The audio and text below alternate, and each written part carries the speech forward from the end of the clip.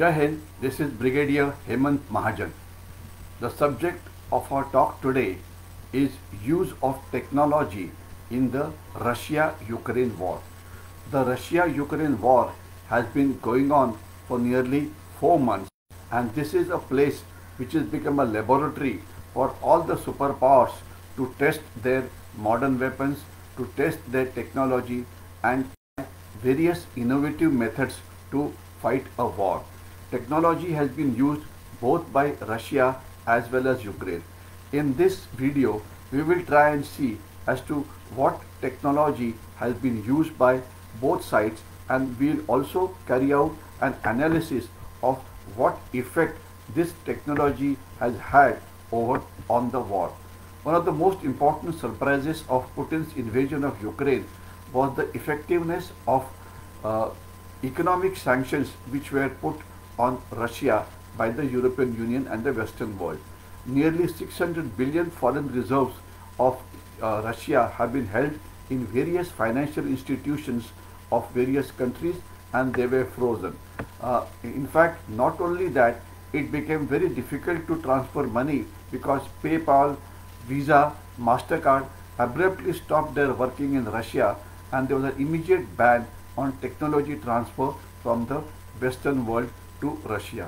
Then there was also sudden sanctioning of people who are friendly to Russia, who are staying in various parts of the Europe.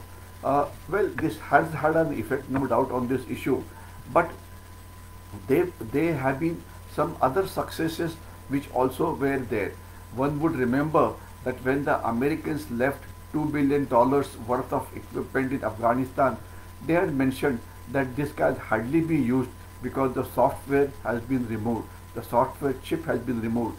Something similar had been done here. Now the Russians were catching, those high value tractors in Ukraine, which are called as John Deere, etc., and they wanted to take them to Russia. But when they took the machine to Russia, they found that they had become only a paperweight. They could not be used simply because these very costly machines their software had been removed, and they could not download it anywhere from anywhere, and therefore it was of no use at all. Another important technology which Ukraine has used is called as the facial recognition to identify the dead Russian soldiers.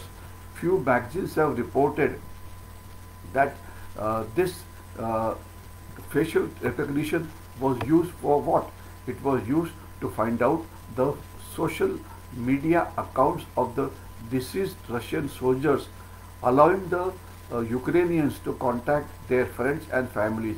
The aim was to dispel an information, specifically Russian claim that there were very few losses that they have suffered, because we all know while the Russians suffered a lot of losses, they did not announce it. They claimed the losses were less, and therefore not many people knew exactly what were the losses. So therefore, when you contacted the dead soldier's family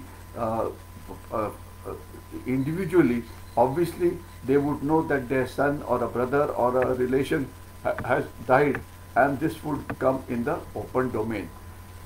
This is exactly what the Chinese tried to hide in the Wuhan, in the Galwan Valley clash, and there also one would remember that afterwards the social media Weibo of the Chinese got active, and then you realize that the Chinese claim of only 4 having been killed was grossly wrong, and more than 70 Chinese soldiers had been killed in Galwan.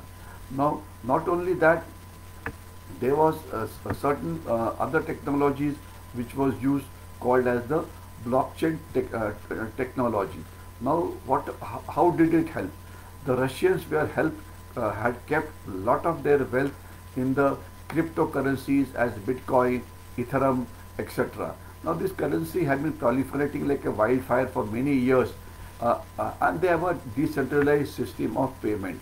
Now Russia is definitely crypto savvy country, and the official government estimate that the total holding of cryptocurrency of Russia may be as much as 200 billion. I repeat, the holding of Russians of the cryptocurrencies of various types could be as much as 200 billions. This is approximately 12 to 14% of the total, and this is what has been estimated by a Singapore-based crypto payment gateway, which says that there are 17 million Russians who use cryptocurrencies, etc. Now Russia is today third in Bitcoin as far as the network mining, etc. is concerned. So therefore, if you could, while the Russians' economic sanctions were there, but cryptocurrencies helped them to dodge the economic sanction, and it was a very viable option for the individual Russian citizens to trade with others outside the country, or even protect their saving at a time when ruble was crashing. Of course, ruble is not crashing now, but at least it did crash initially. Now, as we talk today, ruble is one of the most or rather the best performing currencies as far as foreign currencies are concerned. So therefore, these things help the Russians. Now, a lot of creative methods have been used to use technology in Ukraine in the midst of Russian invasion. Now, there was a company called Airbnb which offered housing to the Ukrainian refugees, and companies such as Meta, Microsoft, Google, etc. took measures to ensure that they wanted to prevent the Russian state media from benefiting from the social platform. So Russia could not use Facebook, Russia could not use Google, Russia could not use Google Map, etc.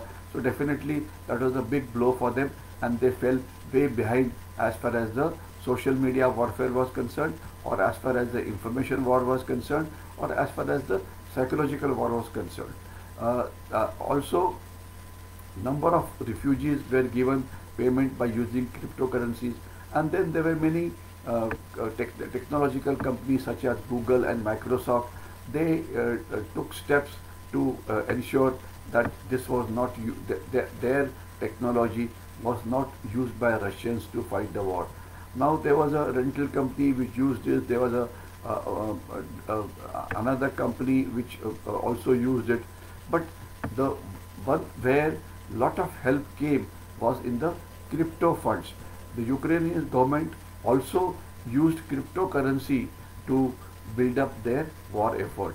It is said that nearly $13 million had come onto the social media cryptocurrency account of government of Ukraine, so that they could fight the war.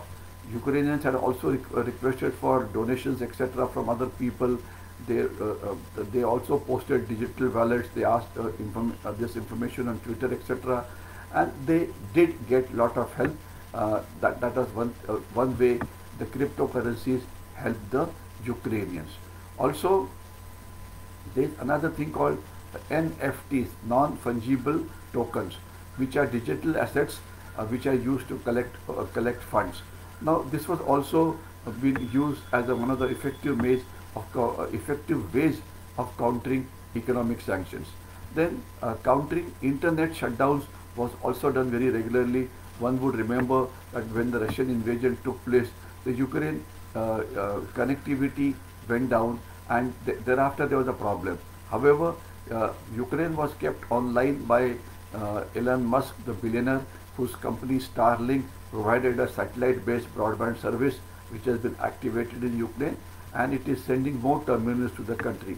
So therefore, the social media warfare, the Ukrainians were always very, very effective. They could communicate with each other, etc. Then they used, this also was used to send light messaging messages like Signal, etc., deleting apps. So therefore, the use of Elon Musk technology was made very well by the Ukrainians. So therefore, this was another way in which these people could use it. Also remember that most of the European countries, when they gave arms aid to Ukraine, what they did was they sent their own old weapons to the Ukrainians and wanted to replace it with new weapons. A lot of old ammunition was also given to the Ukrainians. Similarly, the Russians have fired now their complete stock of arms, ammunition, and now one would remember that Russians, after each operation, carry out a lot of pause, etc., which in the Indian Army parlance is called as a logistic pause. The main reason is whatever ammunition they manufacture, it is poofed off, it is finished off by bombing Ukraine, and thereafter they have to wait till the time the next lot of ammunition comes. Similarly, the Ukrainians also have to wait till the time they get ammunition from the rest of the European countries. So European countries, one can say, in these 4 months has disposed of all their old weapons, all their old ammunition, all their old technologies, and now more or less they are replacing them with more modern technology, with more updated weapons, with ammunition which has been manufactured very recently. Similarly is the case with Russians. This place has also been used as a testing laboratory by the USA, by the NATO countries to test their various technologies, and similarly even as far as Russia is concerned, they have been using various kinds of technology here.